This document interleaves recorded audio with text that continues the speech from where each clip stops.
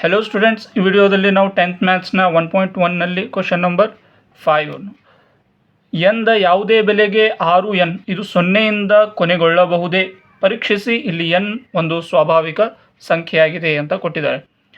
ಅಂದರೆ ಇಲ್ಲಿ 6n ಅಥವಾ 6ರ ಘಾತ n ಅಂತ ಅರ್ಥ. ಅಂದರೆ ಘಾತದಲ್ಲಿ ನಾವು ಯಾವುದೇ ಸಂಖ್ಯೆಯನ್ನು ಇಡಬಹುದು, ಯಾಕಂದರೆ ಅವರು ಒಂದು ಸ್ವಾಭಾವಿಕ ಸಂಖ್ಯೆ ಅಂತ ಕೊಟ್ಟಿದ್ದಾರೆ. ಅಂದರೆ 1ರಿಂದ ನಾವು ಯಾವುದೇ ಸಂಖ್ಯೆಯನ್ನು ಇಟ್ಕೊಳ್ಬಹುದು ಅಲ್ಲಿ. ಅಂದರೆ ನಾವು 6n ಜಾಗದಲ್ಲಿ ನಾವು 6ರ ಘಾತ 1 ಬರೆದ್ರೆ ಏನಾಗ್ತದೆ? 6 ಆಗ್ತದೆ. 6 1 6.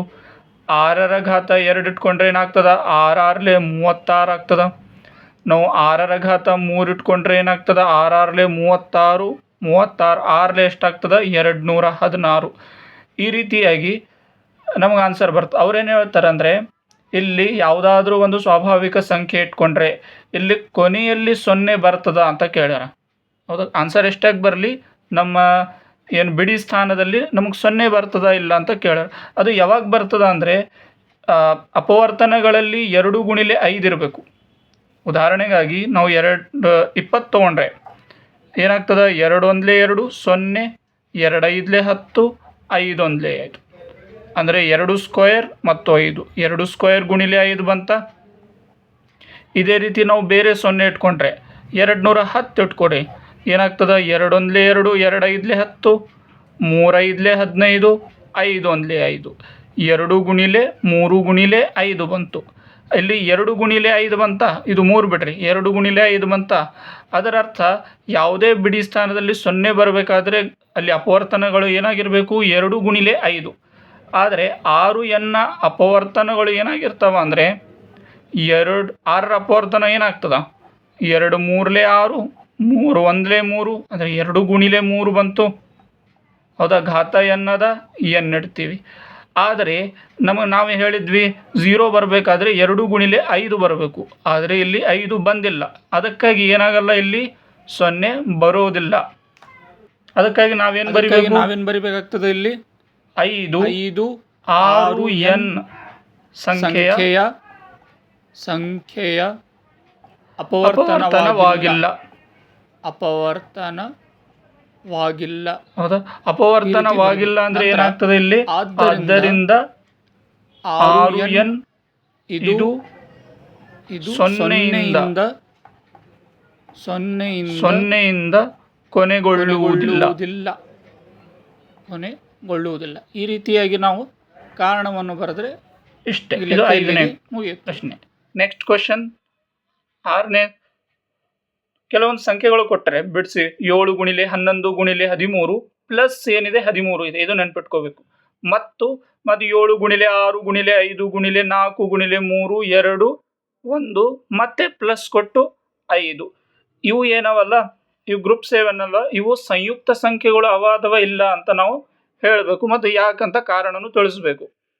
ಸಂಯುಕ್ತ ಸಂಖ್ಯೆ ಮತ್ತು ಅವಿಭಾಜ್ಯ ಸಂಖ್ಯೆ ನಾನು ಇಂಟ್ರೊಡಕ್ಷನಲ್ಲಿ ಹೇಳಿದ್ದೀನಿ. ಇನ್ನೊಂದು ಸಲ ನೋಡಬೇಕಾದ್ರೆ, ಈಸಿಯಾಗಿ ಹೇಳಬೇಕಾದ್ರೆ, ಸಂಯುಕ್ತ ಸಂಖ್ಯೆ ಅಂದರೆ ಅದರ ಅಪವರ್ತನಗಳು 2ಕ್ಕಿಂತ ಹೆಚ್ಚಾಗಿರಬೇಕು.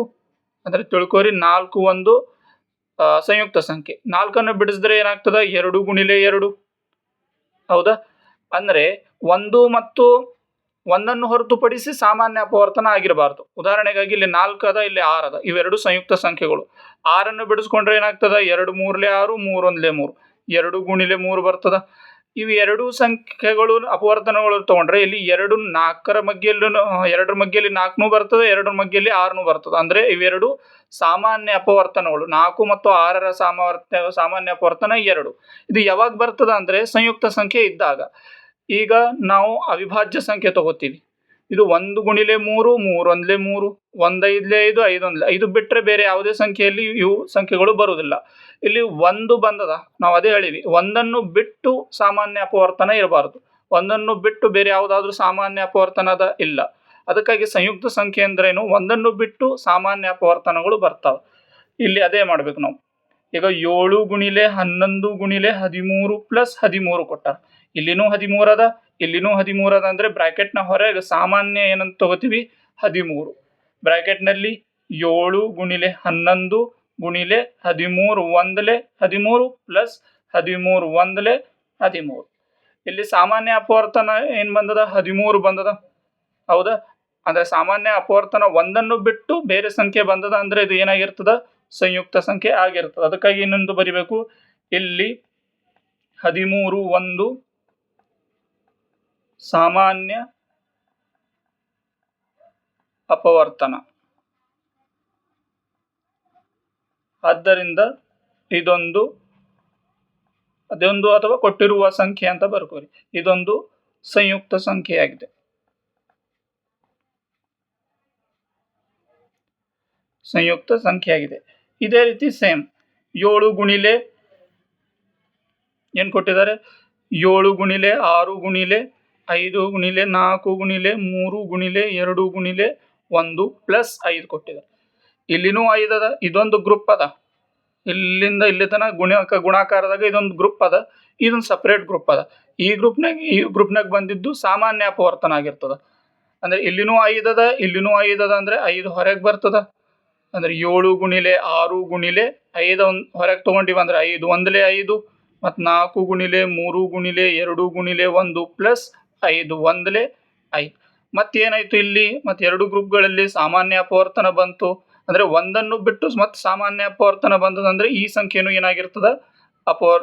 ಸಂಯುಕ್ತ ಸಂಖ್ಯೆ ಆಗಿರ್ತದ. ಅದಕ್ಕಾಗಿ ಇಲ್ಲಿ 5 ಒಂದು ಸಾಮಾನ್ಯ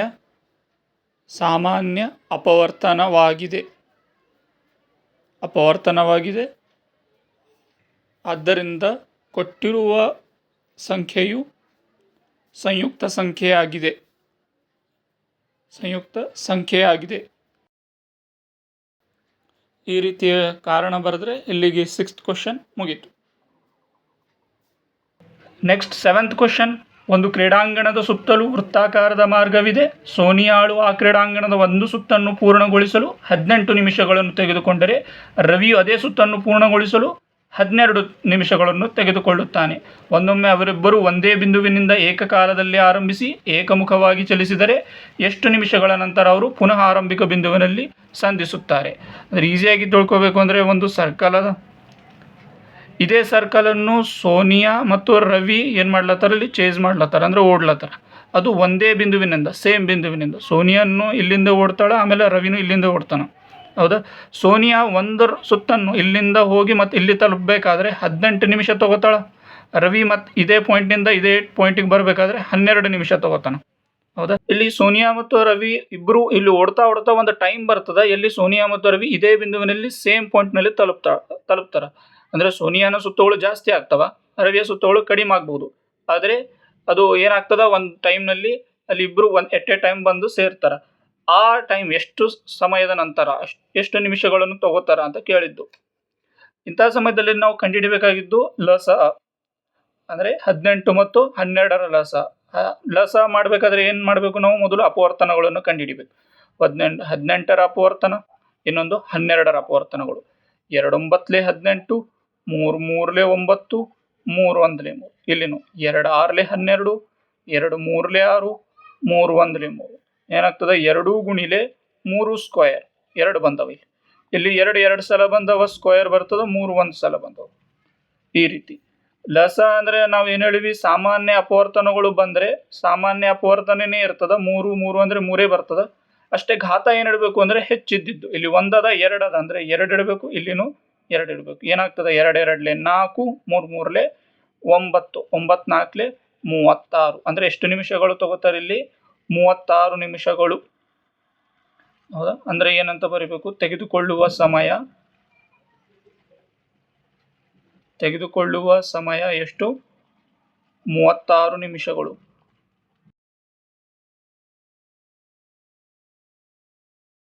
ಕ್ವಶನ್ ಮತ್ತು 1.1ನ ಲಾಸ್ಟ್ ಕ್ವಶನ್. 1.2 ನೆಕ್ಸ್ಟ್ ವಿಡಿಯೋದಲ್ಲಿ.